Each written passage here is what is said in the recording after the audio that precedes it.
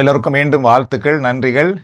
இன்று எங்களுடைய 5வது தியானத்திலே நாங்கள் பங்கு பெறப் போகின்றோம். இந்த தவக்காலத்திலே எங்களுடைய முதலாவது தியானமாக பார்த்தீர்கள், விடுதலையின் மூலம் நிறை வாழ்வு என்ற தலைப்பிலே முதலாவது தியானத்தை நாங்கள் பார்த்தோம். அதாவது இயேசு எங்களுக்கு நிறை வாழ்வை கொண்டு வந்தார். அந்த நிறை வாழ்வை நாங்கள் எவ்வாறு பெற்றுக்கொள்கிறோம் என்றால், நாங்கள் கிறிஸ்துவிடத்தில் வருவதனால், எங்களுடைய தவறுகளை உணர்ந்து கிறிஸ்துவிடத்தில் வருவதன் மூலமாக அவர் கொடுக்கின்ற அந்த நிறைவான வாழ்வை பெற்றுக்கொள்ளுகின்றோம். அதுக்கு அந்த கிரேக்க வார்த்தையிலிருந்து சோட்ரியா அப்படி என்ற ஒரு பதத்தை நாங்கள் பார்த்தோம். இயேசு எங்கள் பாவங்களை மன்னிக்கிறார் அப்படி என்ற வார்த்தையிலே பாவங்களை மன்னிக்கிறார் என்றால் என்ன அர்த்தம் என்றால், எங்களை தீமையிலிருந்து விடுவிக்கின்றார், தீமையிலிருந்து பாதுகாத்துக் கொள்ளுகின்றார், எங்களுக்கு நல்வாழ்வு அருளுகின்றார். இது போன்ற நிறைய அர்த்தங்கள் அந்த சோட்ரியா, அந்த பாவத்திலிருந்து எங்களை விடுவிக்கிறார் என்ற பதத்துக்குள் இருப்பதாக நாங்கள் பார்த்திருந்தோம். அதுக்கு பின்பு 2வது தியானமாக விசுவாசியின் வாழ்க்கையில் விடுதலையின் வல்லமை அப்படின்னு நாங்கள் பார்த்தோம். நம் எல்லோருடைய வாழ்க்கையிலும் நாங்கள் கிறிஸ்தவர்களாக இருந்தாலும் சத்துரு நம்முடைய வாழ்க்கையில் பலவிதமான சிக்கல்களை வைத்திருக்கின்றார். அந்த சிக்கல்களிலிருந்து நாம் விடுதலை அடையும் பொழுது மட்டும்தான் நாங்கள் உண்மையான கிறிஸ்தவ வாழ்க்கை வாழ முடியுமே தவிர, இல்லாமல் நாங்கள் கிறிஸ்தவர்களாக இருந்தாலும் கிறிஸ்து நமக்கு கொடுத்திருக்கின்ற உண்மையான ஆசீர்வாதத்துக்குள்ளே நாங்கள் வாழ முடியாது. அந்த அடிப்படையிலே சத்துரு நம்முடைய வாழ்க்கையில் பார்த்தீங்கன்றால் மனச்சிக்கல்கள், பேச்சு சிக்கல்கள், பாலியல் சிக்கல்கள், போதைகள், உடல் குறைபாடுகள், பிழையான நம்பிக்கைகள், இது போன்ற பல விடயங்கள் வழியாக சத்துரு நம்மை கட்டி வைத்திருக்கின்றான். அவற்றிலிருந்து நாங்கள் விடுதலை அடைய வேண்டும் என்று நாங்கள் பார்த்திருந்தோம்.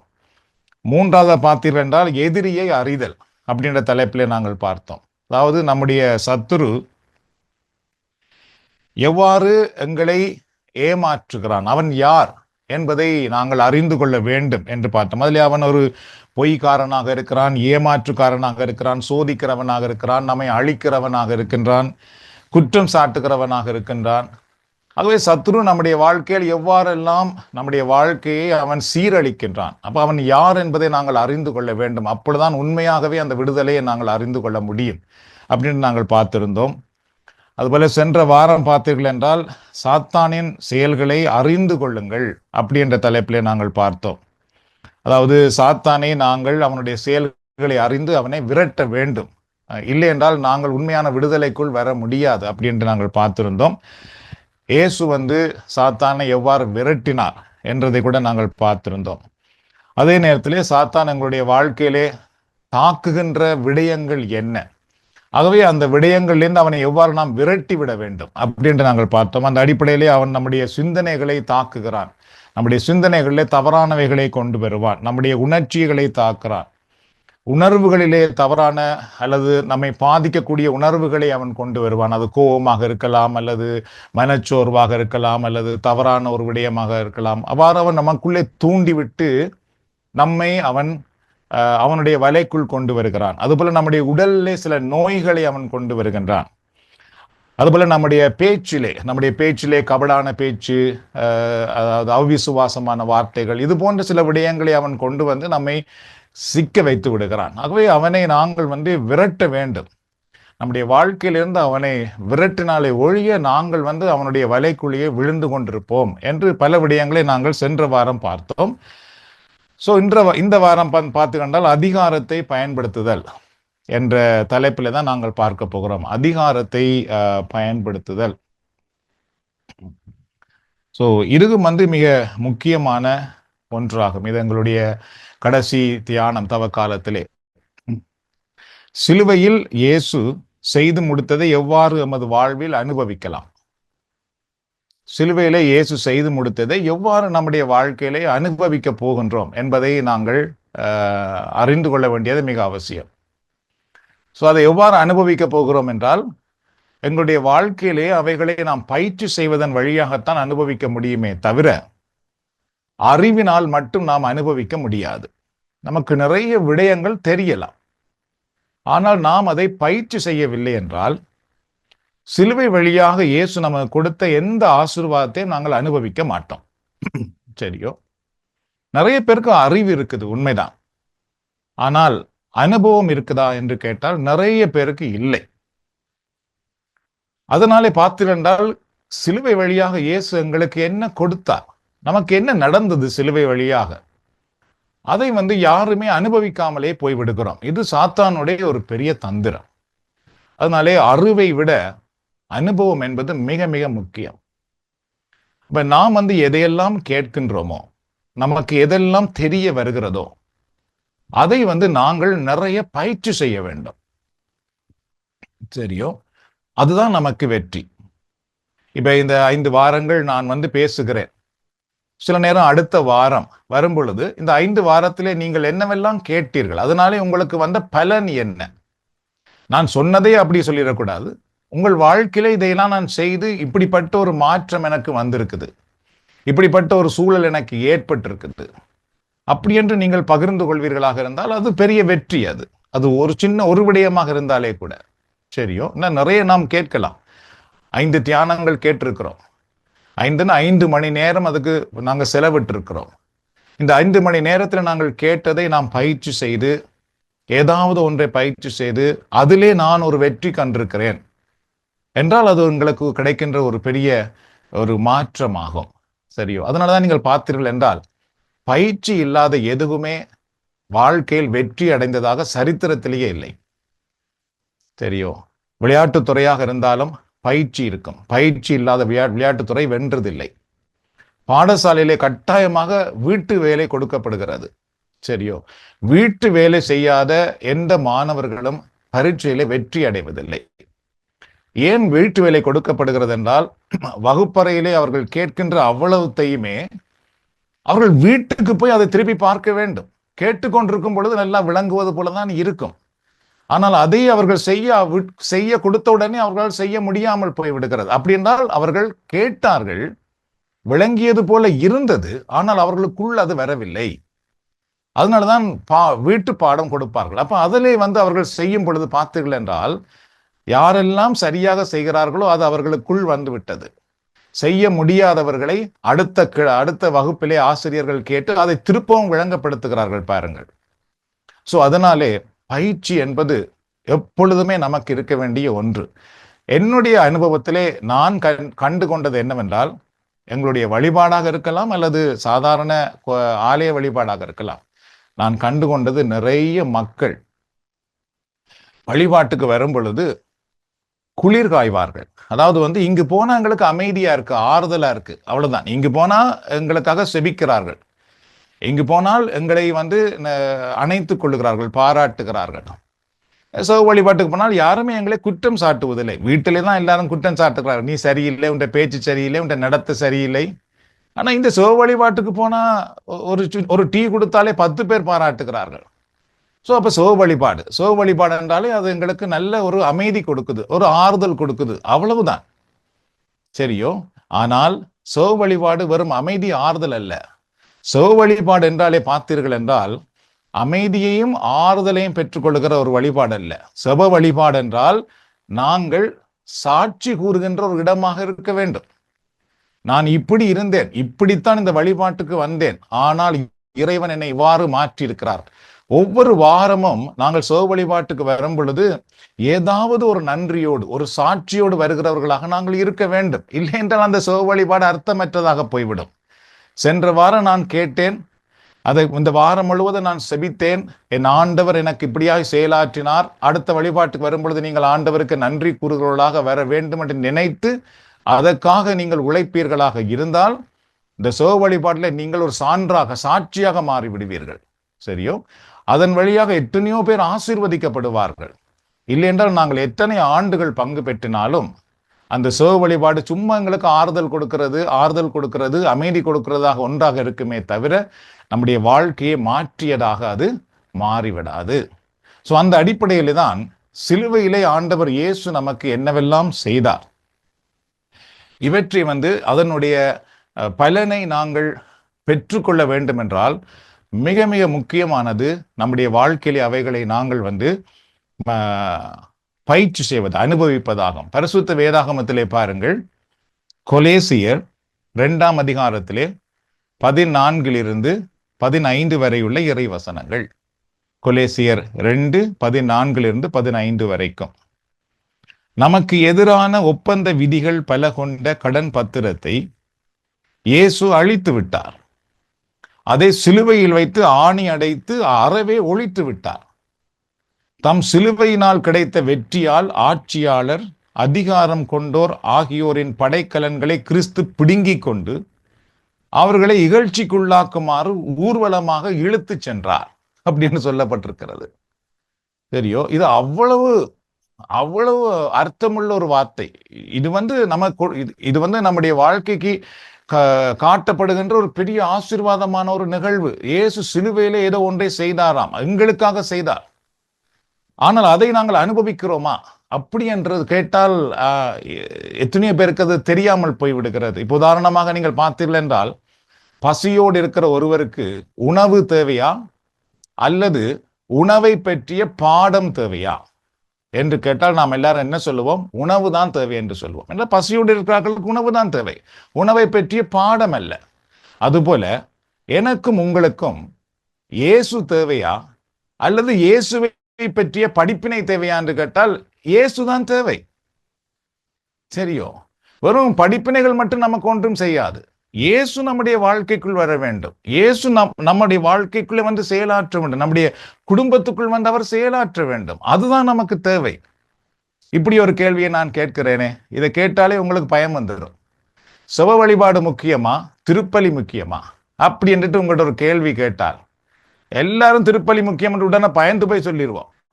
இந்த திருப்பலி எப்படி முக்கியம் இல்லை என்று சொல்றது அப்படி என்றெல்லாம் நாம் யோசிச்சிருவோம். சரியோ, இதையே நீங்கள் வெளியிலே போய் எங்களுக்கு திருப்பலி முக்கியம் இல்லை, சோக வழிபாடு முக்கியம் என்று சொன்னால் கல்லாலை அறிய ஆரம்பித்து விடுவார்கள்.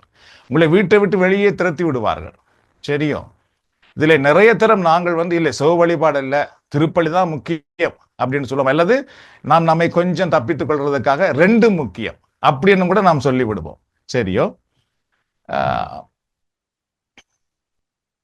என்றால் பொதுவாகவே நீங்கள் பார்த்தீர்கள் என்றால் திருப்பலியை சற்று நீங்கள் தரம் குறைத்தாலே யாருமே எங்களை ஏற்றுக்கொள்ள மாட்டார்கள். அந்த பயத்துக்காகவே நாங்கள் சில நேரம் என்ன செய்வோம் என்றால், இல்லை திருப்பலி முக்கியம் என்று சொல்லுவோம். என்னிடத்துல நீங்கள் கேட்டால் திருப்பலி முக்கியமா சிவ வழிபாடு முக்கியமா என்றால் நான் சொல்ல போறதை நீங்களே ஏற்றுக்கொள்ள மாட்டீர்கள். ஆனால் அதான் உண்மை. என்றால் உண்மையை தான் சொல்ல வேண்டும். நான் என்றால் சொல்வேன் சிவ வழிபாடு முக்கியம் என்று. ஏன் சிவ வழிபாடு முக்கியம் அப்படின்னு நீங்கள் திருப்பி என்னிடத்துல கேட்டால் நான் என்ன சொல்வேன் தெரியுமா? எனக்கு திருப்பலியை உயிரூட்டமாக மாற்றியது எது தெரியுமா? நான் பங்கு பெற்றிய சிவ வழிபாடு தான். சரியோ, நான் இன்றைக்கு வரைக்கும் சிவ வழிபாட்டிலே பங்கு பெறாமல் வெறும் திருப்பலியில் மட்டும் நான் பங்கு பெற்றி கொண்டிருப்பேனாக இருந்தால் நான் வெறும் சாதாரண ஒரு கிறிஸ்தவனாக இருந்திருப்பேனே தவிர கிறிஸ்து வாழுகிற ஒரு கிறிஸ்தவனாக நான் இருந்திருக்க மாட்டேன். எனக்கு கிறிஸ்துவை காட்டியது சிவ வழிபாடு. எனக்கு செபிக்க கற்றுக் கொடுத்தது சிவ வழிபாடு. அங்குதான் நான் செபிக்க கற்றுக்கொண்டேன். சரியோ, கிறிஸ்து உயிர் வாழ்கிறார் என்று எனக்கு காட்டியது சிவ வழிபாடு தான். அங்குதான் நான் கண்டேன். நான் இயேசு உயிர் வாழ்கிறார். எப்படி உயிர் வாழ்கிறார் என்று கண்ட நீர் அப்படின்னு என்ன இடத்துல கேட்டால், கண்ணால் கண்டீர்களா அல்லது காட்சியால் கண்டீரா என்று கேட்டால், இயேசு உயிர் வாழ்கிறார் என்பதை என் வாழ்வின் மாற்றத்தாலே நான் கண்டவன். சரி, என் வாழ்க்கை இயேசு மாற்றினார். எனக்குள்ளே இருந்த எத்தனையோ பயங்கள், எத்தனையோ பிரச்சனைகள், எத்தனையோ பலவீனங்கள், இது எல்லாவற்றிலும் எனக்கு இயேசு விடுதலை தந்தார். அது என்றால் இயேசு உயிர் வாழ்கிறார் என்பதற்கு அதுதான் எனக்கு சான்று. என் வாழ்க்கையிலிருந்து எத்தனையோ அக்கிரமமான நிகழ்வுகள், பாவத்துக்குரிய காரியங்களிலிருந்து இயேசு விடுவித்தார். அதற்கு பின்பு இயேசு என்னை ஒரு கருவியாகவே பயன்படுத்துகிறார். இதுக்கு சான்று இயேசு உயிர் வாழுகிறார் என்பதுதான் இதுக்கு சான்று. அதனாலே நீங்கள் பார்த்தீர்கள் என்றால் என்னுடைய அனைத்து ஆன்மீக வழிபாட்டையும் உயிரூட்டமாக மாற்றியது சிவ வழிபாடு. அதனாலே நான் தைரியமாக சொல்லுவேன், எனக்கு சிவ வழிபாடு தான் முதல். சிவ வழிபாடு நான் எந்தவித காரணத்தை கொண்டு நான் மிஸ் பண்ண மாட்டேனோ என்றால் சிவ வழிபாடு தான் எனக்கு குடும்ப வாழ்க்கை தந்தது. சிவ வழிபாடு ஒன்றுதான் என் குடும்பத்துக்குள்ளே இருக்கிற பிரச்சனைகளுக்கெல்லாம் முடிவு கொண்டு வந்தது. என்னுடைய இன்றைக்கு ஒரு என் வீட்டுக்குள்ளே ஒரு பிரச்சனை என்றால் எங்களால் செபிக்க முடிகிறது. எதனால் என்றால் சிவ வழிபாட்டிலே பங்கு பெற்றதுனால். இறைவார்த்தையை காட்டியது சிவ வழிபாடு. இறைவார்த்தையிலே கற்றுக்கொள்ள வேண்டிய நிறைய பாடங்களை கற்றுக் கொடுத்தது சிவ வழிபாடு. இன்றைக்கு நாங்கள் குடும்பத்திலே ஒரு விடயத்தை பகிர்ந்து கொள்கிறோம், அன்பா இருக்கிறோம், அரவணைப்பாக இருக்கிறோம், ஒருவருக்காக செபிக்கிறோம். இது எது கற்றுக் கொடுத்தது என்றால் சிவ வழிபாடு கற்றுக் கொடுத்தது. அதனாலே எனக்கு சிவ வழிபாடு மிக மிக முக்கியம். அது இல்லை என்றால் என்னுடைய வாழ்க்கையே போயிடும். என்னுடைய அனைத்து ஆன்மீக வழிபாடுகளும் அர்த்தமற்றதாக போய்விடும். அதனாலே சுப வழிபாடு என்னை பொறுத்தவரையிலே மிக மிக முக்கியமாக இருக்கிறது. ஏனென்றால் அங்கு நான் கிறிஸ்துவை கண்டேன். கிறிஸ்துவினுடைய கிறிஸ்துவினுடைய வல்லமை அங்கு நான் அனுபவிக்கின்றேன். அதனாலே மற்ற வழிபாடுகள், இன்றைக்கு நான் திருப்பலிக்கு போனாலும் சரி, அல்லது எந்த ஆன்மீக வழிபாட்டிலே பங்கு பெற்றாலும் சரி, அதிலே நான் உயிரூட்டமாக பங்கு பெற வைப்பது சுப வழிபாடு. சரியோ? அந்த அடிப்படையிலே பார்த்தீர்கள் என்றால் அது உங்களுக்கு இருக்கணும் அப்படி என்று இல்லை, நான் சொல்றேன், எந்த அனுபவத்தை சொல்றேன். இதை சேலஞ்சாகவே இருக்கும், யாரும் ஏற்றுக்கொள்ள மாட்டார்கள், பயப்படுவார்கள் சொல்லுவதற்கு. ஆனால் உண்மை அதுதான். சரியோ? சரி, இப்ப இந்த கொலேசியர் 2ஆம் அதிகாரத்திலே பாருங்கள், அதிலே சொல்லப்பட்ட சில விடயங்களை அப்படியே பிரித்து நான் உங்களுக்கு கூறப்போகிறேன். அப்போ உங்களுக்கு அது விளங்கக்கூடியதா இருக்கும். முதலாவது அந்த வார்த்தையில சொல்லப்பட்டது பாருங்கள், நமக்கு எதிரான ஒப்பந்த விதிகள் பல கொண்ட கடன் பத்திரத்தை அவர் அழித்து விட்டார். அப்படி என்று இயேசு சிலுவையிலே ஒரு கடன் பத்திரத்தை அழித்து விட்டாராம். அப்ப அந்த கடன் பத்திரம் என்ன? அது உண்மையாகவே அழித்தாரா இயேசு? அப்ப அந்த கடன் பத்திரம் என்ன? அந்த கடன் பத்திரம் பத்திரிக்கலாம் நமக்கு தெரியுமா? தெரியாது. என்றால் நாங்கள் நிறைய உதாரணமாக இந்த தவக்காலம் என்றால் இயேசுவின் திருப்பாடுகளின் காட்சி அப்படின்னு நிறைய காட்சிகள் நம்ம காட்டப்படுகிறது. உண்மைதான், நல்ல விடயம் அது. சரி, அப்ப அந்த திருக்காட்சிகளின் பாடுகளிலே நடந்த விடயங்களை பற்றி நமக்கு என்ன தெரியும்? இயேசு அடிக்கப்பட்டார், ரத்தம் சிந்தினார், முள்முடி சூடப்பட்டார். அதெல்லாம் காட்சியா நாம் பார்க்கின்றோம். அந்த காட்சிகள் நம்முடைய வாழ்க்கைக்கு என்ன விடுதலை தருகிறது? நம்முடைய குடும்பத்தில், நம்முடைய வாழ்க்கையில் என்ன மாற்றம் கொண்டு வந்திருக்கிறது? நம்முடைய ஆன்மாவில் என்ன மாற்றம் கொண்டு வந்திருக்கிறது? யோசித்து பாருங்கள். சரியோ? அது நிச்சயமாக மாற்றம் கொண்டு வரும். எப்பொழுது தெரியுமா? இந்த இறைவார்த்தையில என்ன சொல்லப்பட்டிருக்கிறது நாங்கள் அறிந்து கொள்கிறோமோ அப்பொழுதுதான் அவைகள் எல்லாம் நமக்கு மாற்றம் தருமே தவிர மற்றதெல்லாம் அது வெறும் திரைப்படம் தான். சரியா? வெறும் கதை தான், வெறும் நாடகம் தான். அந்த நாட்களில் நாங்கள் பார்க்கிற ஒரு காட்சி, அவ்வளவுதான். ஆனால் இறைவார்த்தையில் இருப்பதை நாம் சரியாக புரிந்து கொண்டு பரிசுத்த ஆவியானுடைய வழிநடத்துக்கு நாம் கீழ்ப்படிவோமாக இருந்தால் திருப்பாடுகளின் திருக்காட்சி நம்முடைய வாழ்க்கையில ஒரு பெரிய மாற்றத்தை கொண்டு வரும். இறை வார்த்தை நம்முடைய வாழ்க்கையிலே பெரிய விடுதலையை கொண்டு வரும். அப்ப இயேசு கடன் பத்திரத்தை அழித்து விட்டார் அப்படின்றால் அது கீழே நான் போட்டிருக்கிறேன் பாருங்கள். நாங்கள் செய்த அனைத்து பாவங்கள், சரியோ, நாம் கடவுளுக்கு எதிராக செயல்பட்ட எல்லா விடயங்களும், அதான் அந்த கடன் பத்திரம். இதுவரைக்கும் நாம் செய்தது, இனி செய்ய போவது, சரியா? இதுவரைக்கும் நாம் செய்த பாவங்கள், இனியும் நாங்கள் செய்ய போற தவறுகள் அனைத்தையுமே இயேசு சிலுவையிலே அழித்து விட்டார். சிலுவை வழியாக அவைகள் அத்தனையும் எங்களுக்கு மன்னிக்கப்பட்டாயிற்று. அதற்காகத்தான் இயேசு சிலுவையிலே பாடுபட்டார். அப்ப நமக்கு இருந்த கடன் பத்திரம் என்னவென்றால், நாம் ஒவ்வொரு முறையும் தவறு செய்யும் பொழுது அதெல்லாம் தவறுகளாக எழுதப்பட்டது. தெரியும்? அவைகளை இயேசு சிலுவையிலே ஏற்றுக்கொண்டு தன்னுடைய உயிரை கொடுத்ததினாலே அத்தனை பாவங்களையும் இப்பொழுது அழிக்கப்பட்டு நானும் நீங்களும் இயேசுவின் பிள்ளைகளாக மாற்றப்பட்டோம். சரி, இது இறைவார்த்தையில் இருக்குது. இது வாழ்க்கைக்குள் வந்திருக்கிறதா அப்படின்னு கேட்டால் ஆம், எனக்கு வந்திருக்கிறது. ஏனென்றால் நான் ஒரு மகாபெரிய பாவியாக இருந்தேன். இன்றைக்கு நான் பாவம் செய்கிறேன், உண்மைதான்.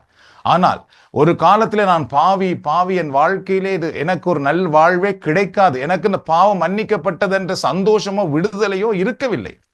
எத்தனையோ பாவ பிளவீனங்களிலிருந்து விடுதலை வெளியே வர முடியாமல் இருந்தது.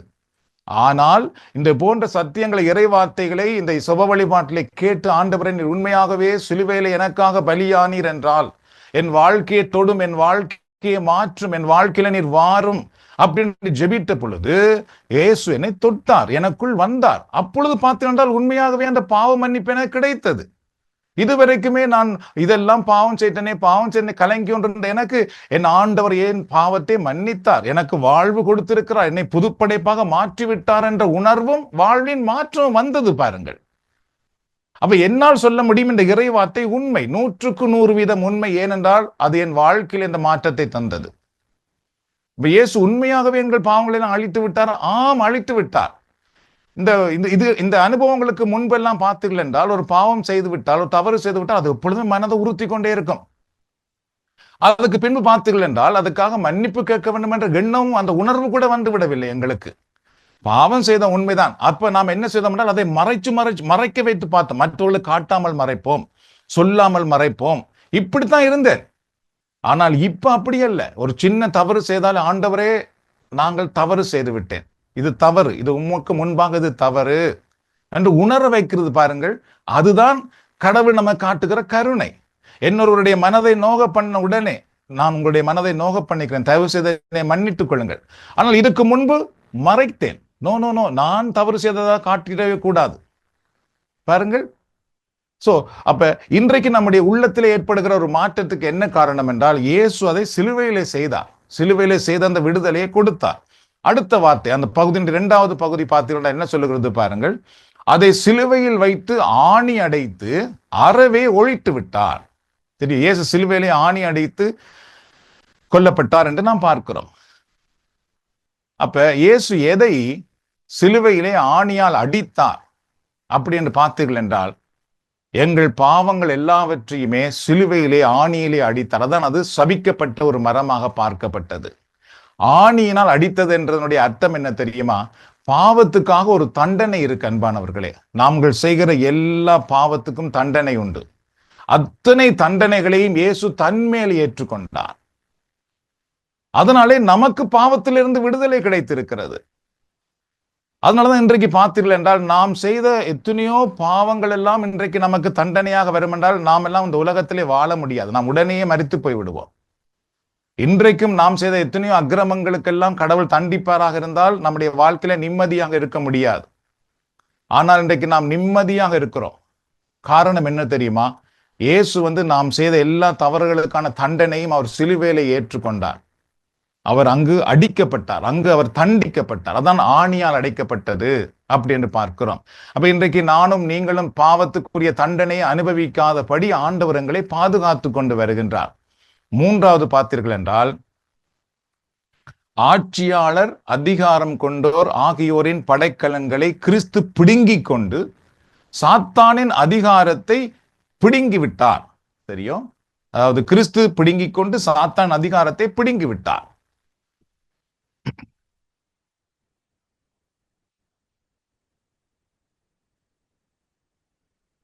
இந்த ஆட்சியாளர் அதிகாரம் கொண்டோர் அது யாரை காட்டுகிறது? சாத்தானை காட்டுகிறது. அவன் இந்த உலகத்தின் ஆட்சியாளராக அதிகாரம் கொண்டவனாக செயல்பட்டு கொண்டிருக்கின்றான். இயேசு சிலுவையிலே மரித்த பொழுது என்ன செய்தாராம் பாருங்கள். அவனுடைய அதிகாரம், அவனுடைய ஆட்சி, அவனுடைய படைக்கலங்கள் அனைத்தையுமே இயேசு என்ன செய்தாராம்? சிலுவை மரணத்தின் வழியாக பிடித்தார். அவனிடத்திலிருந்து எடுத்து விட்டு சாத்தான் அதிகாரத்தை முழுவதுமாக அவர் எடுத்து விட்டாராம். அப்படி என்றால் இன்றைக்கு நானும் நீங்களும் கிறிஸ்துவுக்குள் வந்து விட்டோம் என்றால் சாத்தான் எங்கள் மேல் அதிகாரம் காட்ட முடியாது. நாம் கிறிஸ்துவுக்குள் வரவில்லையோ அவன் எங்கள் மேல் அதிகாரம் காட்டுகிறான். இதுக்கு அனுபவம் இருக்கிறதா? ஆம், இருக்கிறது. உங்களுக்கே தெரியும், முன்பு சாத்தான்டா நாங்க பயந்து பயந்தானே ஓடினோம். பிசாசுனா எங்களுக்கு பயம் வந்தது. ஆனா இன்றைக்கு பாருங்கள், பிசாசு எதிர்த்து நிற்கிறோம், விரட்டுகிறோம். பாருங்கள், அது எப்படி வந்தது? இது அது இதனாலதான் வந்தது. இயேசு சிலுவையில தன் உயிரை கொடுத்து சாத்தானுடைய அதிகாரத்தை பிடுங்கி விட்டார். இயேசு இப்ப அவருடைய அதிகாரத்தை எங்களுக்கு கொடுத்து விட்டார். அதனால இப்ப சாத்தானை விரட்டக்கூடிய வலிமை நமக்கு கடவுள் கொடுத்திருக்கின்றார். சி, அப்ப இது உண்மையா? ஆம், உண்மை. இதை நம்முடைய வாழ்க்கையில நாங்கள் அனுபவிக்கின்றோம். அப்ப இயேசு சிலுவையில என்ன செய்தார்? ஆம், இதை தான் செய்தார். சாத்தானுடைய அதிகாரத்தை பிடுங்கினார். அந்த சாத்தான் இந்த உலகத்தில் செய்கிற அத்தனை துன்பங்களை நாங்கள் இதுக்கு முன்பெல்லாம் நாங்கள் பார்த்திருக்கிறோம். அனைத்திலிருந்து நமக்கு விடுதலை கிடைக்க வேண்டும் என்றால் இயேசுவால் மட்டும்தான் முடிகிறது. இயேசு அதை சிலுவை மரணத்தின் வழியாக நமக்கு கொடுத்திருக்கின்றார். 4வது பார்த்தீர்கள் என்றால், இது அவ்வளவு கொலேசியர் அந்த 2ஆம் அதிகாரத்திலே 14-15 வசனம். அதான் அந்த வசனம். அதை நாங்கள் 4ஆக பிரித்து பார்க்கிறேன். 4வது பாருங்கள். அவர்களை இகழ்ச்சிக்குள்ளாக்குமாறு ஊர்வலமாக இழுத்து சென்றார் அப்படின்னு அந்த கொலேசியர் 2ஆம் அதிகாரத்தில் அந்த வசனம் முடிகிறது. அதாவது சாத்தானை இகழ்ச்சிக்குள்ளாக்குமாறு ஊர்வலமாக இழுத்து சென்றார். அதுதான் சிலுவை பாதை. சரியோ? அவர் கொல்கொதா மலைக்கு சிலுவை சுமந்து கொண்டு போனார் அல்லவா? அதுதான் கிறிஸ்துவனுடைய ஊர்வலம். அப்ப அது ஏன் அவ்வாறு எழுதப்பட்டது என்றால், அந்த காலத்திலே ஒரு அரசர் ஒரு நாட்டிலே போய் யுத்தம் செய்து வெற்றி அடைந்து விட்டார் என்றால் அவருடைய வெற்றியை ஊர்வலமாக சென்று அவர் பறைசாற்றுவாராம், கொண்டாடுவார்களாம் ஊர்வலமாக சென்று. எங்க நாட்டுல கூட அந்த பழக்கம்லாம் இருந்திருக்கு முந்தி. சரியோ? வீதியிலே அதை ஊர்வலமாக போவது. அந்த ஊர்வலத்தினுடைய அடையாளம் என்றால் நாங்கள் எதிரியை வென்று விட்டோம் என்று. இங்கே இயேசு சிலுவை வழியாக, சிலுவை பாதை இருக்கிறது அல்லவா, கொல்கோதாக்கு சென்றார் அல்லவா, அதுதான் இயேசு சாத்தானை வெற்றி கொண்ட ஊர்வலமான பாதை. நிறைய பேர் இந்த சிலுவை பாதையை துக்கத்துக்கு மேல துக்கம் கொண்டாடி, பாவத்துக்கு மேல் நான் பாவம் செய்து விட்டேனே என்று அப்படியே மனமுருகி பாவியாகவே நினைத்து கொண்டு விடுவோமே தவிர, இந்த சிலுவை பாடுகள் வழியாக இயேசு எனக்கு வெற்றி கொடுத்தார் என்ற அந்த செய்தியே தெரியாமல் போய்விடும். சரியோ? சிலுவை பாதை பாடுகளின் பாதை தான், ஆனால் அது வெற்றியின் பயணம். அது வெறும் அப்படியே துக்கம் கொண்டாடி கொண்டு நான் பாவியன், என் பாவத்திலிருந்து இயேசு விடுதலை கொடுத்தார். அதுதான் இந்த சிலுவை பாதை. அதுதான் உண்மையான ஆவிக்குரிய அர்த்தம் என்பானவர்களே. சரியோ? ஆகவே இயேசு என்ன செய்தார் என்றால், சாத்தானை வெற்றி கொண்டு சிலுவை பாடு வழியாக அவனுடைய தோல்வியை இந்த உலகத்துக்கு அறிவித்தார். சாத்தான் தோற்கடிக்கப்பட்டு விட்டான், பரலோகம் வென்று விட்டது. கடவுளுடைய பிள்ளைகளுக்கு எதிராக செயல்பட்ட சாத்தானுடைய அதிகாரம் எல்லாம் இந்த சிலுவை பாடு வழியாக பிடுங்கப்பட்டு விட்டது. கடவுளுடைய பிள்ளைகளுக்கு இப்பொழுது அதிகாரம் கொடுக்கப்பட்டிருக்கிறது என்று சொல்லப்பட்ட ஒரு முழக்கம்தான் சிலுவை பாதை. சரியோ? அப்ப நானும் நீங்களும் இத்தனை விடயங்களையும் எங்களுடைய வாழ்க்கையில நாங்கள் அனுபவிக்காமல் நாம் தொடர்ந்தும் சாத்தானுடைய கட்டுக்குள் இருப்போம் என்றால், சாத்தானுடைய கருவிகளாக நாங்கள் பயன்படுத்தப்பட்டு கொண்டிருப்போம் என்றால், அவனால் கொண்டு வர போடப்படுகிற துன்பங்களுக்குள்ளேயே நாங்கள் சிறைப்பட்டு போய் இருப்போம் என்றால், இயேசு சிலுவை வழியாக நமக்கு கொடுத்த அத்தனை ஆசீர்வாதங்களை நாங்கள் இழந்தவர்களாக இருக்கின்றோம்.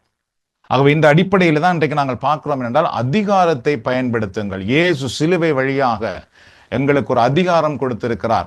அதை நானும் நீங்களும் அன்பானவர்களை கட்டாயமாக பயன்படுத்த வேண்டும். கட்டாயமாக பயன்படுத்த வேண்டும். பயன்படுத்தினால் மட்டும்தான் பார்த்தீர்கள் என்றால் நமக்கு பெரிய வெற்றி உண்டாகி விடுகிறது. அடுத்தது பார்த்தீர்கள் என்றால்,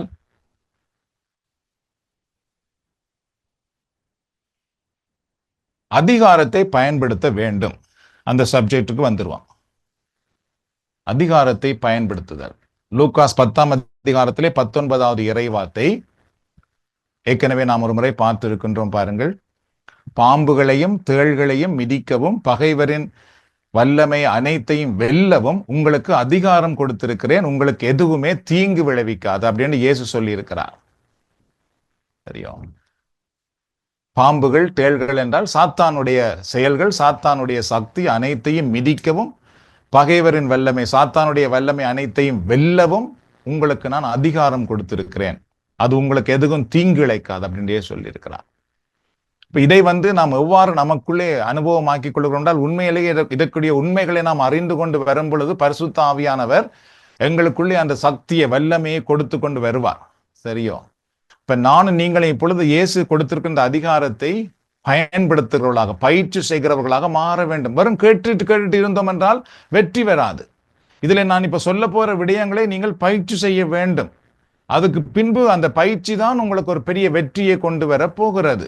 அப்ப இதில் பார்த்துக்கின்றால் எங்களுக்கு கடவுள் அந்த பெரிய அதிகாரத்தை நமக்கு கொடுத்திருக்கின்றார். சரியோ? பாருங்கள், அந்த அதிகாரம் எவ்வாறு நமக்கு கிடைக்கிறது, அந்த அதிகாரத்தை எவ்வாறு நமக்கு இயேசு கொடுத்திருக்கின்றார் என்பதை இங்கே நான் கூறுகிறேன். பாருங்கள், இயேசு எங்களுக்கு அதிகாரம் கொடுத்திருக்கின்றார் அப்படின்றால் இயேசுவால் தரப்பட்ட அதிகாரம் என்ன அது என்றால், கிறிஸ்துவினுடைய நாமம், இயேசுவின் நாமத்தை இயேசு சிலுவை பாடுகள் வழியாக நமக்கு கொடுத்தார்.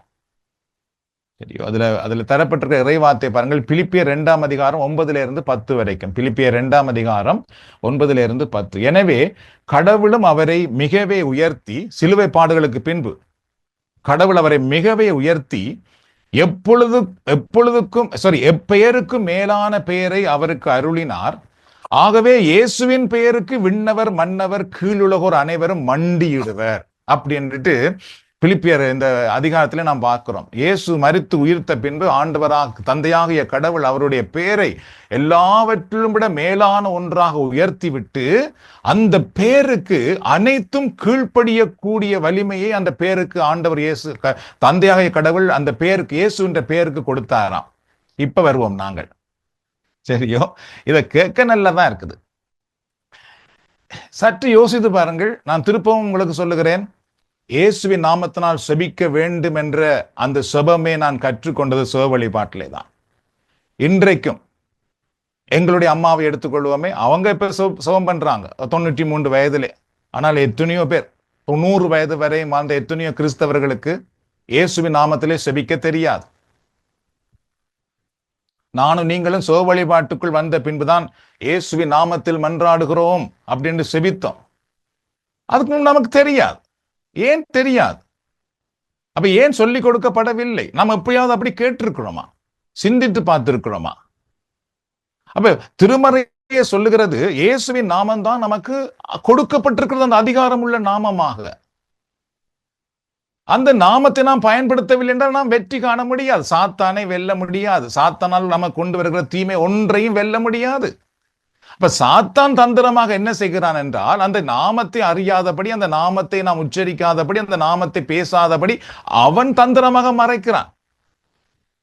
அவனுடைய மறைவுக்குள்ளே பார்த்திருந்தால் எத்தனையோ கோடிக்கணக்கான கிறிஸ்தவர்கள் வெறும் வழிபாடுகள் கொண்டாடுகிறதிலேயே அவர்கள் மகிழ்ந்து கொண்டிருக்கிறார்களே தவிர, சிலுவை வழியாக அவர்களுக்கு கொடுக்கப்பட்ட அந்த நல் வாழ்வை அவர்கள் அனுபவிக்காமல் போகிறார்கள். இதனால்தான் நிறைய கிறிஸ்தவர்கள் பிற மதங்களிலே சொல்லப்படுகிற அந்த சாத்திரங்களை தேடி, எண்ணெய் தேடி, அதை தேடி, இதை தேடி ஓடிக்கொண்டிருக்கிறார்கள். சரியோ, எங்கதான் அற்புதம் நடக்குமோ அங்கு ஓடுவோம் என்று நினைக்கிறார்கள் நிறைய பேர். ஏன்னா வீட்டிலிருந்து ஜெபித்தாலே, இயேசுவின் நாமத்திலே ஜெபித்தாலே என் வீட்டின் கூரை திறக்கப்படும் என்று எத்தனையோ மக்களுக்கு தெரியாமல் போயிற்று. அதனாலே அவர்கள் தங்களுடைய வாழ்வின் விடுதலைக்காக எங்கெங்கெல்லாம் ஓட முடியுமோ ஓட ஆரம்பித்து விட்டோம். இதுதான் சாத்தானுடைய ஒரு பெரிய வேலை. இதுதான் சாத்தானுடைய ஒரு தந்திரம். நாம் எல்லாரும் அப்படியே கண் குருடாக்கப்பட்டு சிறையிலே அடைக்கப்பட்டிருந்தவர்கள். ஆனால் திருமறை என்ன அழகாக சொல்லுகிறது பாருங்கள். இயேசுவின் நாமத்தை தான் ஆண்டவர் தந்தையாகிய கடவுள் மேலே உயர்த்தி விட்டார். அப்ப இயேசு சொன்னார், இதுவரைக்கும் என்னுடைய பேர்ல நீங்கள் கேட்கவில்லை, இனி கேளுங்கள், நீங்கள் பெற்றுக்கொள்வீர்கள் என்று சொன்னார் பாருங்கள். இதெல்லாம் சொல்லி கொடுத்தும் நாம் எப்பயாவது இயேசுவின் நாமத்திலே செபித்தோமா? இல்லை.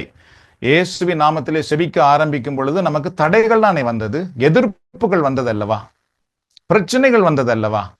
அது யாரால் வந்தது? பிற மதத்தால் வந்ததா? இல்லையே, கிறிஸ்தவ மதத்தால் அல்லவா வருகிறது. உங்கள் வீட்டுக்குள்ள இயேசுவின் நாமத்தை சொல்லி ஜெபித்தோடனே மற்றவர்கள் சிரிக்கிறார்கள், பரியாசம் பண்ணுகிறார்கள், இந்த வேலை உங்களுக்கு வேண்டாம் என்று சொல்லுகிறார்கள். இது வேறு சபையாக்கள் செய்கிறது என்று சொல்லுகிறார்கள். ஏன் இதை சொல்லுவது? யாரு? குழந்தையிலேயே திருமுழுக்கு பெற்று திருவருட்சாதனங்களை பெற்று வளர்கிற கிறிஸ்தவர்கள் அல்லவா? அவர்களுக்கு ஏன் இந்த இயேசுவின் நாமத்தின் வல்லமை தெரியாமல் போய் இருக்கிறது? ஏனென்றால் நாங்கள் குருடாக்கப்பட்டிருக்கிறோம், நாங்கள் சிறைப்படுத்தப்பட்டிருக்கிறோம். வெறும் சமயம் என்ற பெயரிலே நாங்கள் எல்லாரும் அடைக்கப்பட்டிருக்கின்றோம். இயேசு வாழ்வு தர வந்தார், சரியோ? அந்த வாழ்வுதான், அந்த வாழ்வைக்குள்ளே நாம் வரவில்லை என்றால் நாம் வாழ்வடைய மாட்டோம். நாம் வெறும் சும்மா இந்த உலகத்திலே பிறந்தோமாம், துன்பத்தோடையே வாழ்ந்தோமாம், துன்பத்தோடையே மரித்தோமாம் என்று போய் முடிந்து விடுவோம். நோ, நானும் நீங்களும் பறவைகளும் மிருகங்களும் அல்ல. அவைகளுக்குத்தான் வாழ்க்கை முடிகிறது, எனக்கும் உங்களுக்கும் வாழ்வோம். ஆன்மா முடிவடையாதது. நாம் மரித்த பின்பு இன்னொரு வாழ்வுக்கு போக போகிறோம். அதனால இந்த உலகத்திலே ஆண்டவர் கடவுள் எங்களை வைத்திருக்கும் பொழுது கிறிஸ்துவின் நாமத்தை தொடுத்து அவர் வழியாக நமக்கு மீட்பளித்து அவருடைய பிள்ளைகளாக நாங்கள் வாழ்ந்து பரலோகத்துக்கு எங்களை ஆயத்தப்படுத்துவதற்காகவும் பரலோகத்தின் வல்லமையை நாங்கள் இங்கே அனுபவிப்பதற்காகவும் அவருடைய கூட்டம், அவருடைய மக்களாக குடும்பமாக வாழ்வதற்கு இங்கே வைத்திருக்கிறார் கடவுள். நாம் எல்லாம் இந்த உலகத்திலே வாழும் பொழுது சாத்தானுக்கே அடிமையாக இருந்து கொண்டு, பாவத்துக்கு அடிமையாக இருந்து கொண்டு, துன்பத்துக்குள்ளேயே நாம் வாழ்ந்து விட்டு மரித்து போவதற்கு கடவுள் இந்த உலகத்திலே நம்மை வைத்திருக்கவில்லை. ஆகவே நமக்கு எத்தனையோ உண்மைகள் தெரியாமல் போய்விட்டது. அதனால இங்கே ஒன்றை கவனிப்போம். கடவுள் இப்பொழுது நமக்கு அதிகாரம் கொடுத்திருக்கிறார். சாத்தானை விரட்டவும், அவனுடைய கட்டுக்களிலிருந்து நம்மை, நம்முடைய குடும்பத்தை விடுதலைக்குள் கொண்டு வருவதற்காக, நம்முடைய வீட்டுக்குள் இருக்கிற எல்லா விதமான இருளின் வல்லமைக்கும் முடிவு கொண்டு வருவதற்காக கடவுள் நம்மை தெரிந்தெடுத்திருக்கிறார். அந்த வல்லமையை நமக்கு கொடுத்திருக்கின்றார். இப்ப நானும் நீங்களும் அதை பயன்படுத்த ஆரம்பிக்க வேண்டும். அவ்வளவுதான், வேற ஒன்றுமே அல்ல. சரியோ? நாம்லாம் இந்த சிவ வழிபாட்டுக்கு போகும்பொழுது எங்களுக்கு சொன்னார்கள், எங்கள் வீட்டுக்குள்ள எத்தனையோ செய்வினை இருக்கு, அது இருக்குது, இது இருக்குது, எங்களுக்கு மேலே என்றவர்கள் அதிலிருந்து விடுதலை அடைவதற்கு எங்கு போகலாம், அங்கு போகலாமா, எங்கு போகலாமா எல்லாம் ஓடி திரிந்தோம் நாம். ஆனால் இந்த சிவ வழிபாட்டுக்கு போக நான் கற்றுக்கொண்ட உடனேயே நோ, என்னுடைய குடும்பத்துக்கு இயேசுவின் நாமத்தினால் நான் விடுதலை கொண்டு வர வேண்டும். என்று அதற்காக உபவாசம் பண்ணவும் ஜெபிக்கவும் போராடவும் நான் ஆரம்பித்தேன். சரியோ? அதுபோலதான் நானும் நீங்களும் எங்கள் குடும்பத்துக்காக நாம் போராட வேண்டும். நம்முடைய சந்ததிக்கு, நம்முடைய தலைமுறைக்கு கடவுளுடைய வல்லமையை கொண்டு வருவதற்காக நானும் நீங்களும் ஒரு மோயிசனாக, ஒரு ஜோஷுவாவாக, ஒரு ஒரு ஒரு ஒரு தாவீதாக நாங்கள் என்று போராட அழைக்கப்படுகின்றோம். சரி, அடுத்த பகுதியை பார்ப்போம்.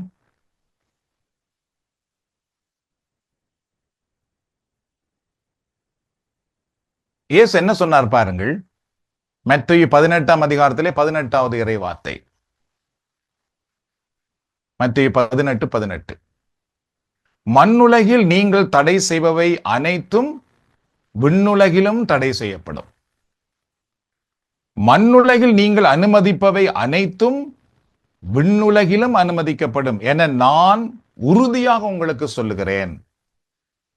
அப்ப இது யாருக்கு சொல்லப்பட்டது என்றால் இறை மக்களுக்கு, அவ்வளவுதான். இது யாரோ ஒரு குறிப்பிட்ட ஆக்களுக்கு சொல்லப்பட்டது இல்லை. இது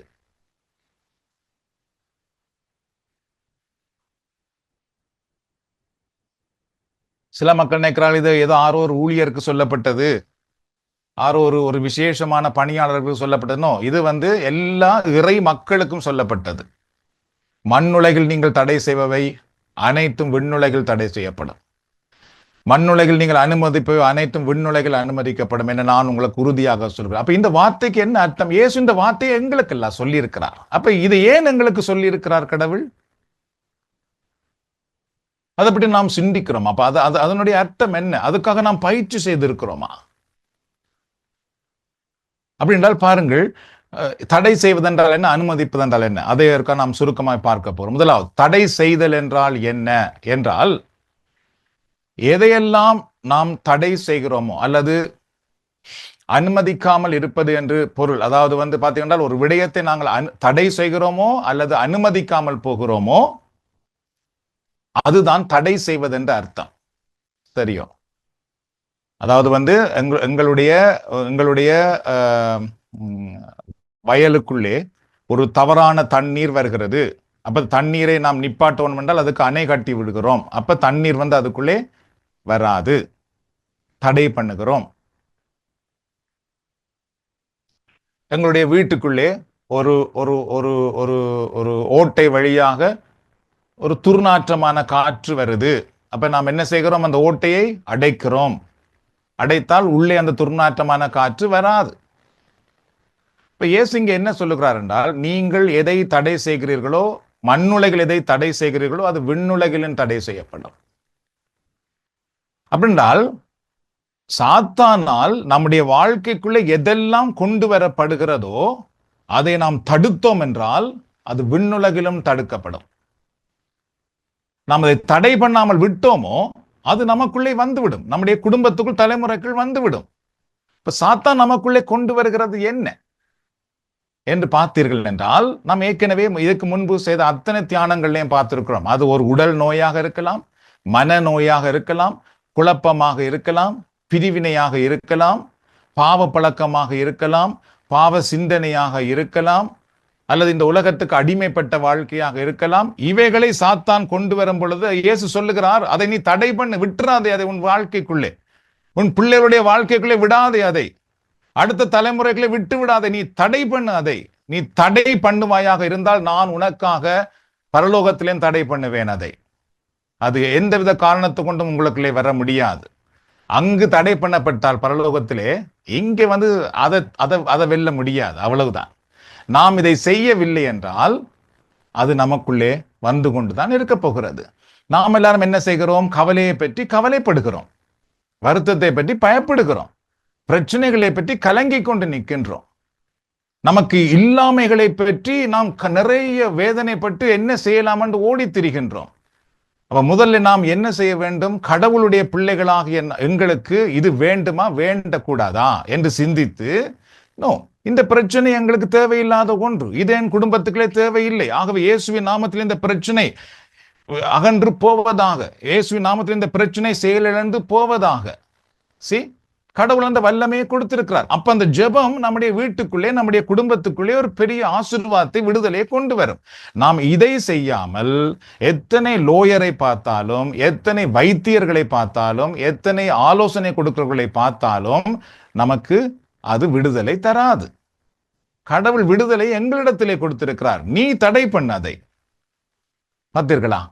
அதுக்கு பின்பு என்ன சொன்னாராம் பாருங்கள். அடுத்தது, நீங்கள் எதை அனுமதிக்கிறீர்களோ அது பரலோகத்திலும் அனுமதிக்கப்படும். அப்ப அனுமதிப்பதென்றால் என்ன? தடை செய்வதென்றால் எங்களுக்கு தீங்கிழைக்கிறதை நிறுத்துகிறோம். இப்பொழுது அனுமதிப்பது, அனுமதிப்பது என்றால் எதையாவது அனுமதிப்பது அல்லது விடுவிப்பது என்று பொருள். சரியோ? அனுமதிப்பது என்றால் நாங்கள் இன்னொருவருக்கு கொடுக்கின்ற ஒன்று. அதனாலதான் பார்த்தீங்கன்னா சிவ வழிபாட்டில் நாம் என்ன செய்கிறோம்? ஒருவர் நோயோடு வருகிறார், அப்ப நாம் என்ன செய்கிறோம்? அவர்களை தடை பண்ணி, நோயை தடை பண்ணி சுகத்தை அவர்களுக்கு கொடுத்து செபிக்கிறோம். இயேசுவின் நாமத்தில் இந்த நோய் செயலிழந்து போவதாக, ஆண்டவருடைய குணமாக்கும் வல்லமை இவர் மேல் வருவதாக அனுமதிக்கிறோம் அவருக்குள்ளே. இப்ப நாம் ஒருவர் மேல் கரங்களை வைத்து அல்லது ஒருவருக்காக செபித்து ஆசீர்வதிக்கும் பொழுது அது பரலோகத்திலும் நிறைவேற்றப்படுகிறது. இதை நாம் செய்யாமல் போனோம் என்றால் சிலுவை வழியாக நமக்கு கொடுக்கப்பட்ட ஆசீர்வாதத்தை நாம் காண முடியாது. நமக்கு ஒரு நோய் வருகிறதா, உடனே நாம் கரங்களை எங்கள் மேல் வைத்து இயேசுவின் நாமத்திலே இந்த நோய் செயலிழந்து போவதாக தடை பண்ணுங்கள். அதுக்கு பின்பு இயேசுவின் நாமத்தினாலே கல்வாரி சிலுவையின் வல்லமையினால் என்னுடைய உடலுக்குள் குணமாக்கும் வல்லமை இப்பொழுது இறங்கி வருவதாக அனுமதியுங்கள். அவருடைய வல்லமை உங்களுக்குள்ளே அனுமதியுங்கள். இப்ப நீங்கள் அனுமதிக்கும் பொழுது என்ன உண்டாகிறது? பரலோகம் அதை அனுமதிக்கிறது. உங்கள் வீட்டுக்குள்ளே ஒரு பிரச்சனையா, ஜெபியுங்கள். இயேசுவின் நாமத்திலே என் வீட்டுக்குள்ளே இருக்கின்ற பிரச்சனை இப்பொழுது வெளியே போவதாக, இது நீங்கி போவதாக, இதை தடை பண்ணுகிறேன். அதுக்கு பின்பு ஆண்டவர் இயேசுவின் நாமத்திலே என் வீட்டுக்குள்ளே ஆசீர்வாதம் இறங்கி வருவதாக, சமாதானம் இறங்கி வருவதாக, வெற்றி இறங்கி வருவதாக. இப்ப நீங்கள் அனுமதிக்கிறீர்கள். உள்ளே எதை கட்டுகிறீர்களோ அது கட்டப்படும், எதை கட்டவிழ்க்கிறீர்களோ அது கட்டவிழ்க்கப்படும். அதுதான் பழைய மொழிபெயர்ப்பு. அந்த பொது மொழிபெயர்ப்பிலே எதை நீங்கள் தடை செய்கிறீர்களோ அது தடை செய்யப்படுகிறது, எதை அனுமதிக்கிறீர்களோ அது அனுமதிக்கப்படுகிறது. பாருங்கள், இவ்வளவு ஒரு பெரிய ஆசீர்வாதத்தை ஆண்டவர் நமக்கு கொடுத்திருக்கும் பொழுது நாம் இதை நம்முடைய வாழ்க்கையிலே பயிற்சி செய்யாமல், இதை நாம் அனுபவிக்காமல் இருந்தோம் என்றால் எவ்வாறு நம்முடைய வாழ்க்கையிலே ஒரு வெற்றி வரும், உயர்வு வரும்? நாம் வரும் சும்மா கோயிலுக்கு வருவோம், கூட்டத்துக்கு வருவோம், பங்கு பெறுவோம், போவோம், அவ்வளவுதான். நம்முடைய வாழ்க்கையில் ஏதாவது சாட்சி வருமா? இல்லை. நாம் அப்படியே இருக்க போகிறோம். ஆனால் இவைகளை பயன்படுத்தி பாருங்கள், ஆண்டவர் உங்களை பெரிய சாட்சியாக பயன்படுத்துவார். உங்களை தூக்கி நிறுத்தி காட்டுவார். உங்கள் வழியாக எத்தனையோ காரியங்களை அறிக்கை செய்யும்படி செய்வார். நான் என் வாழ்க்கையிலே ஆண்டவர் இதை செய்தார், என் குடும்பத்திலே இதை செய்தார், என் பிள்ளைகள் வாழ்க்கையிலே இதை செய்தார், ஏனென்றால் நான் இவ்வாறு ஜெபித்தேன், இவ்வாறு நான் நம்பினேன். இதைதான் கடவுள் எங்கள் வாழ்க்கையிலே செய்ய விரும்புகிறார். அடுத்தது பாருங்கள், மத்தேயு 17ஆம் அதிகாரத்தில் 20வது இறைவார்த்தை. மத்தேயு 17:20.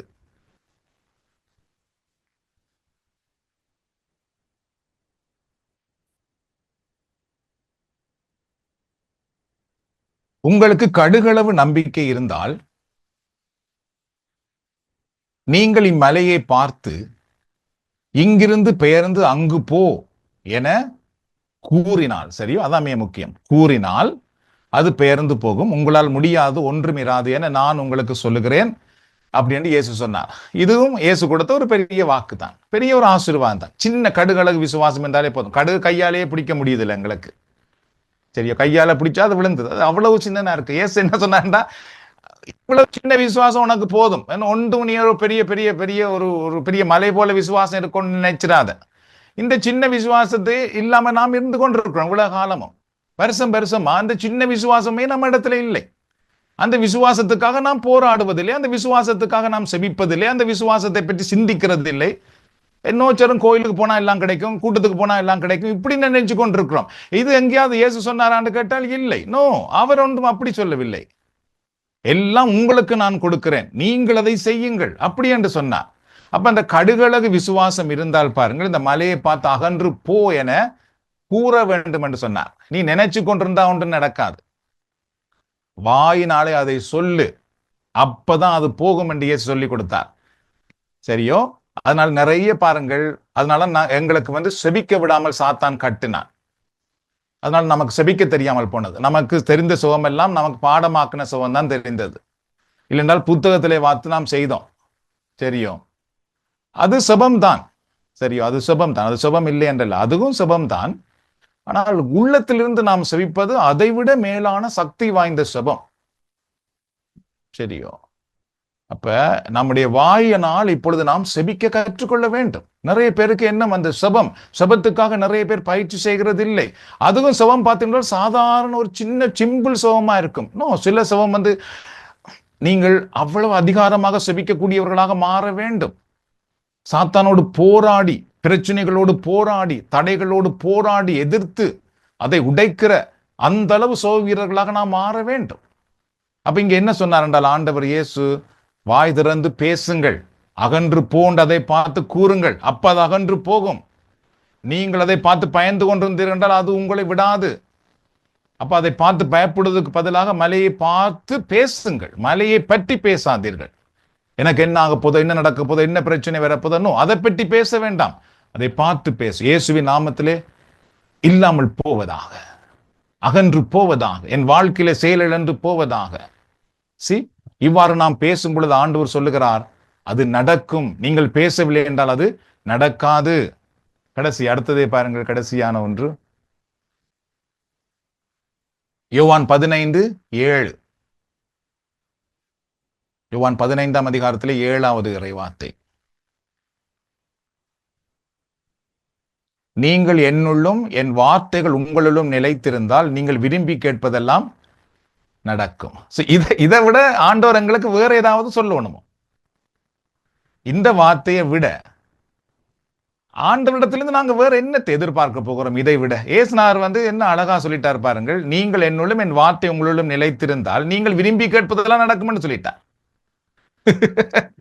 சோ இதை விட கடவுள் எங்களுக்கு வேற ஒன்றும் கொடுக்க முடியாது. எங்களோட இந்த உலக வாழ்க்கையில் நாங்க வாழ்வதற்கு இதை விட வேற ஒன்றும் கொடுக்க முடியாது. It's like open check. whatever amount you want, just write it and deposit in the bank. சரியோ, எங்களை தான் எழுத சொல்லி அனுமதித்து இருக்கிறார். அப்ப என்ன சொன்னார் என்றால், நீங்கள் என்னுள்ள, முதலாவது எனக்குள்ளே நீங்கள் வாங்கள், அதுக்கு பின்பு என் வார்த்தை உங்களுக்குள்ளே வரட்டும். அந்த வார்த்தை உங்களுக்குள்ளே வந்து அதுக்கு பிறகு நிலைத்திருக்க வேண்டும். அதை வெளியே விட்டுறாதீர்கள். அதான் நடுக நான் சொல்றேன், நிறைய பேர் அதை வெளியே விட்டுடுறோம், கேட்கறத அப்படியே விட்டுடுறோம். விட்டுற வேணாம், அதை நிலைத்திருக்கும்படி செய்யுங்கள். அதற்காக நீங்கள் பயிற்சி செய்ய வேண்டும். எழுதி கொண்டு போய் வீட்டில இருந்து அதுக்கு பிறகு பார்த்து செபியுங்கள். அது உங்களுக்குள்ளே கொண்டு வாருங்கள். அது உங்களுக்குள்ளே நிலைத்திருக்க ஆரம்பித்து விட்டது என்றால் அதுக்கு பின்பு நீங்கள் கேட்கிறதெல்லாம் உங்களுக்கு கிடைக்கிறதை நீங்கள் பார்ப்பீர்கள், நீங்கள் செபிப்பீர்கள், அது நடக்கும். இப்ப சாத்தான் என்ன செய்தான் பாருங்க, அவன் பக்கம் திரும்பி பார்க்கணும். நாம எப்பயுமே அவன் என்ன செய்தான் தெரியுமா? நீ கோயிலுக்கு போங்கள், எல்லாம் செய்யுங்கள், கடவுள் வார்த்தையை மட்டும் நீங்கள் கையில் எடுக்கக்கூடாது. கடவுள் வார்த்தை மட்டும் உங்க குடும்பத்துக்குள்ள வரக்கூடாது. வேற என்ன வேணும்னாலும் நீங்கள் செய்யலாம். இல்ல, சாத்தானுக்கு தெரியும் நீங்கள் கடவுளிடத்திலிருந்து ஒரு நன்மை பெற்றுக்கொள்ள ஆரம்பித்து விட்டீர்கள் என்றால் சாத்தானை உதைந்து விடுவீர்கள். நீங்கள் கடவுளிடத்திலிருந்து நன்மை பெற தெரியாமல் போய்விட்டது என்றால் சாத்தானிடத்திலே போய் கையேந்தி கொண்டு நிற்போம் நாம். அதனாலதான் ஆண்டவர் இயேசு என்ன சொன்னார் என்றால், முதல் இறை வார்த்தையை கொண்டு நாம் நம்முடைய வாழ்க்கையிலே வெற்றி அடைவதற்கு, சிலுவை வழியாக நடந்த ஆசீர்வாதங்களை எல்லாம் நம்முடைய வாழ்க்கைக்குள் கொண்டு வருவதற்கு மிக மிக முக்கியமானது இறைவனுடைய வார்த்தையை நாங்கள் படிக்கிறதும், அதை தியானிக்கிறதும், அந்த வார்த்தையில் இருந்து நாம் செபிக்கிறதும். சரியோ, நிறைய தடவை நான் முன்பு கூட சொல்லியிருக்கிறேன், அந்த விண்ணப்ப சுபங்கள் செய்யும் பொழுது கூட நாம் செபிக்கும் பொழுது இறை வார்த்தையை ஆதாரமாக வைத்து நாம் செபிக்க வேண்டும். அப்படி செபிக்கும் பொழுது அந்த வார்த்தையினுடைய ஆசீர்வாதம் நம்முடைய குடும்பத்துக்குள்ளே வருகிறது. அடுத்த வார்த்தையை பாருங்கள், யோவான் 14:23-24. யோவான் 14:23-24. என் மீது அன்பு கொண்டுள்ளோர் நான் சொல்வதை என்ன செய்வார்களாம்? கடைபிடிப்பார்கள். என் தந்தையும் அவர் மீது அன்பு கொள்வார், நாங்கள் அவரிடம் வந்து அவருடன் குடிகொள்வோம். என் மீது அன்பு கொண்டிராதவர் நான் சொல்வதை கடைபிடிப்பதில்லை. இப்ப சோதிச்சு பார்ப்போம், நாங்கள் யாரெல்லாம் இயேசு சொன்னதை கடைபிடிக்கவில்லையோ அவர்கள் இயேசுவை அன்பு செய்கிறார்களா? நோ. நாம் எல்லாம் ஊருக்கு பெருசா காட்டிக்கொண்டு நிற்கிறோம். நாங்கெல்லாம் பெரிய அதாக்கும் இதாக்கும், நாங்கள் கடவுளுடைய பாரம்பரியமாக நாங்கள் அது செய்கிறோமாக்கும் இது செய்கிறோமாக்கும் என்று சொல்லிக்கொண்டு நிற்கிறோம். ஆனா அங்க பரலோகம் எங்களை பார்த்தா அது சொல்லு, நோ நோ, நீங்கள் என்னுடைய பிள்ளைகளே அல்ல. நான் சொன்னதே ஒன்றும் உங்களுக்கு தெரியாது. நான் சொன்ன ஒன்றுமே நீங்கள் கடைபிடிக்கிறதும் இல்லை. பார்த்தீர்களா? அதான் அன்றைக்கு இயேசுநாதர் வந்த பொழுது ஆலயத்திலே பார்த்து சொன்னார், வெள்ளை அடிக்கப்பட்ட கல்லறைகளா நீங்க நிற்கிறீர்கள், நீங்க எல்லாம் செய்கிறீர்கள் உண்மைதான், அதெல்லாம் மக்களுக்கு அது சரியா இருக்கு, ஆனா பரலோகத்துக்கு அல்ல. அதான் இங்கு இயேசு சொல்லுகிறார், என் மேல நீங்கள் உண்மையாகவே அன்பா இருப்பீர்கள் என்றால் நான் சொல்லுவதை கடைபிடிப்பீர்கள். கடைபிடிப்பது என்பதுதான் சவால். அதான் இயேசு சொன்னார், உங்களை நீங்கள் வெறுத்து சிலுவையை சுமக்க வேண்டும். கடைபிடிக்க ஆரம்பித்தால் நமக்கு நிறைய பாடுகள், கஷ்டங்கள், துன்பங்கள், அவமானங்கள் வரும். ஆனாலும் நாம் அதை கடைபிடிக்க ஆரம்பித்து விட்டோம் என்றால் தந்தையும், பாருங்கள், தந்தையாக இறைவனும் தானும் எங்களுக்குள் வந்து குடிகொள்வார்களாம். சரியா? பரிசுத்தாவினர் எங்க போயிட்டார் என்றால் பரிசுத்தாவினர் தான் கடைபிடிக்கிறதுக்கு உதவி செய்கிறார். தூய ஆவியானவர் எங்களை கடைபிடிக்க உதவி செய்து தந்தையும் இறைமகனும் எங்களுக்குள், அப்ப திருத்துவமே நமக்குள் வந்து விடுகிறதாம். அப்படி வந்து விட்டதென்றால் அதுக்கு பின்பு அதுதான் நம்முடைய வாழ்க்கையின் வெற்றி. தேங்க்யூ.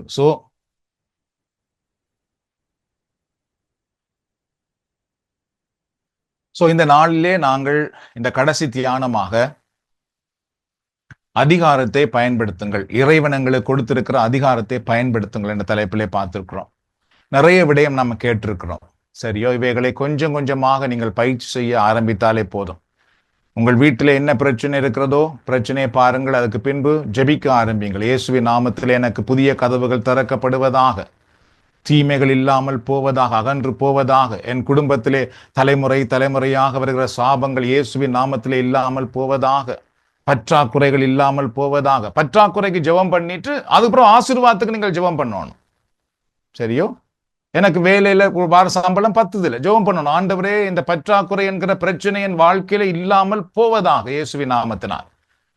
இது என்னுடைய பிள்ளைகளுக்குள்ளே போகாமல் இருப்பதாக இயேசுவின் நாமத்தினால்.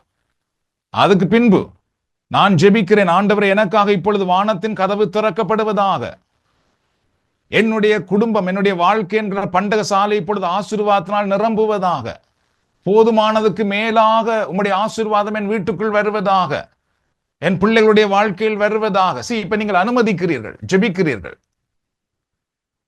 அப்ப உண்மையிலே இயேசு இதுக்காகத்தான் சிலுவையிலே அவர் பலியானார். வெறும் நம்முடைய பாவங்களுக்காக மட்டுமல்ல, பாவத்தினால் வந்த தீமைகள் அனைத்தையும் அழித்து நமக்கு ஆசீர்வாதம் கொடுப்பதற்காக. நாம் இப்பொழுது ஜெபிக்க போகிறோம். நாம் சிரம் தாழ்த்தி ஜெபிப்போம். ஆண்டவர் நாம் இந்த நாளிலே உங்கள் குடும்பத்தை நிறைவாக ஆசீர்வதிப்பாராக. அன்பின் ஆண்டவரே, உம்முடைய வார்த்தை சொன்னதை செய்யும், அது ஒருபோதும் வெறுமையாக என்னிடத்தில் திரும்பாது என்று நீர் வாக்களித்திருக்கின்றீர். இந்த நாளிலும் ஆண்டவரே, இந்த வார்த்தைகளை நீர் எங்களுக்கு அனுப்பி இருக்கிறீர். அதற்காக நாங்கள் உமக்கு நன்றி கூறுகிறோம். கல்லறையிலே அடக்கப்பட்டு அடக்கம் செய்யப்பட்டிருந்த எங்களை நீர்தாமே தூய ஆவியானவர் வழியாக உயிர்த்தெழும்படி செய்து உம்முடைய உயிருள்ள வார்த்தைகளை கேட்டு அந்த வார்த்தையிலே நாங்கள் உயிர் வாழும்படி இந்த நாட்கள் நீர் எங்களை ஆசீர்வதிக்கிறீர். அதற்காக நாங்கள் உமக்கு நன்றி கூறுகிறோம். ஆண்டவராக இயேசுவே, சிலுவையிலே எங்களுடைய கடன் பத்திரங்களை எல்லாம் நீர் ஆணி அடைத்து விட்டு சாத்தானுடைய அதிகாரங்களை எல்லாம் பிடுங்கி எங்களுக்கு நீர் வெற்றி வாழ்வு தந்திருக்கிறீரே, அதற்காக நாங்கள் உமக்கு நன்றி கூறுகின்றோம். உம்முடைய நாமத்துக்கு முன்பதாக, இயேசு என்கிற நாமத்துக்கு முன்பதாக சகல முழங்கால்களும் அடங்கும் என்று கிறிஸ்து என்னும் நாமத்தை எங்களுக்கு நீர் கொடுத்திருக்கிறீரே, அதற்காக நாங்கள் உமக்கு நன்றி கூறுகிறோம். இதோ இந்த நேரத்திலே இதில் இணைந்திருக்கிற ஒவ்வொருவர் மேலும் உம்முடைய வல்லமை இறங்கி வரட்டும். உங்களுடைய குடும்பத்திலே உம்முடைய வல்லமை இறங்கி வரட்டும். இதை பார்க்கிற ஒவ்வொருவர் மேலும் உம்முடைய வல்லமை இறங்கி வருவதாக. பூமியில எதை தடை செய்கிறீர்களோ அது பரலோகத்திலும் தடை செய்யப்படும்.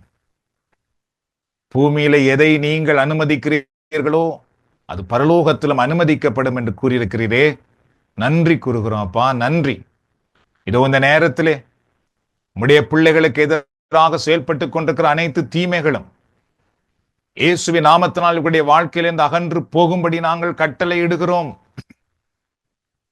இவர்களுடைய வாழ்க்கைக்குள்ளே துன்பங்களை, வேதனைகளை, நோய்களை, தரித்திரங்களை, கஷ்டங்களை, பற்றாக்குறைகளை, மனக்குழப்பங்களை, பிரிவினைகளை, தனிமை உணர்வுகளை கொண்டு வருகிற சாத்தானுடைய சக்திகள் அனைத்தையும் இயேசுவின் நாமத்தினால் நாங்கள் தடை பண்ணுகிறோம். இப்பொழுது இயேசுவின் நாமத்தினால் தடை பண்ணுகிறோம். இப்பொழுது ஒவ்வொருடைய உடலுக்குள்ளே சாத்தானால் கொண்டு வரப்படுகிற பலவீனங்கள், ஒவ்வொரு உடலுக்குள்ளே சாத்தானால் கொண்டு வருகின்ற தேவையில்லாத பிரச்சனைகள், நோய்கள், குழப்பங்கள் இயேசுவின் நாமத்தினால் இப்பொழுது தடை செய்யப்படுவதாக. ஒவ்வொருடைய மனநிலைகளை குழப்புகிற சாத்தானுடைய செயல்கள் எல்லாம் இயேசுவின் நாமத்திலே இப்பொழுது தடை செய்யப்படுவதாக.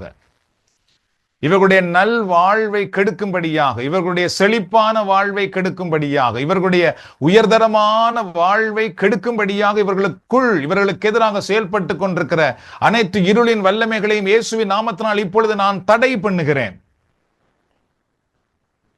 இவருடைய குடும்பங்களுக்குள்ளே உண்மையான உறவு வளர முடியாதபடி, இவருடைய குடும்பங்களுக்குள்ளே உண்மையான புரிந்துணர்வு வளர முடியாதபடி, இவருடைய குடும்பங்களுக்குள்ளே உண்மையான இறை நம்பிக்கை வளர முடியாதபடி, இவருடைய குடும்பங்களுக்குள்ளே உண்மையாகவே ஒருவரை தாங்கி நிற்கின்ற நிலை உருவாக முடியாதபடி, குடும்பங்களுக்குள்ளே பிரச்சனைகளை, குழப்பங்களை, அவிசுவாசங்களை, ஏற்றத்தாழ்வுகளை, சண்டைகளை, போட்டிகளை, சுயநலங்களை கொண்டு வருகிற எல்லா விதமான சாத்தானின் வல்லமைகளையும் இயேசுவின் நாமத்தினால் இப்பொழுது தடை பண்ணுகிறோம். ஆண்டவரே, தடை பண்ணுகிறோம்.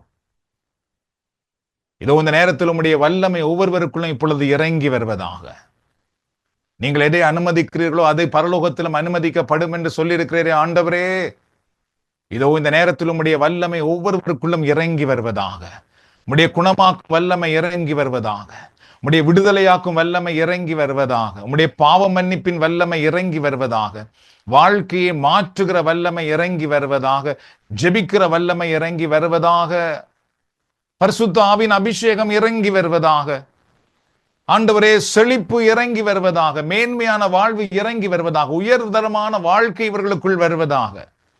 குடும்பத்திலே மகிழ்ச்சியும் அகமகிழ்வும் கொண்டாட்டமும் குதூகலமும் இறங்கி வருவதாக. குடும்பத்துக்குள்ளே இறை நம்பிக்கையும் ஒன்றிணைந்து ஜெபிக்கின்ற, ஒன்றிணைந்து இறை வார்த்தையிலே வாழுகின்ற வல்லமை இப்பொழுது இறங்கி வருவதாக.